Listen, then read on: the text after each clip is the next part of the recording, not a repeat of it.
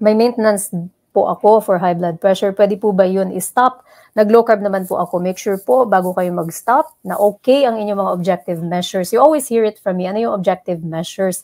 Ito yung mga bagay na talagang objectively na nakikita natin, katulad ng laboratory exam, katulad ng inyong blood pressure readings. Objective, hindi subjective, no? Pag subjective, nakadepende lang sa opinion mo. Objective, hindi mo maikakaila kasi talagang sinukat. Kung ang inyong objective measures ay maganda na po, for example, tinest yung inyong mga blood test lahat normal, yung inyong blood pressure okay naman na, you're checking it objectively, then talk to your doctor. Talk to your doctor about weaning off. Ano ibig sabihin nun? Dahan-dahaning tanggalin ang gamot po. Don't just decide on your own. It's really important to work with your healthcare professional. And again, go by objective measures.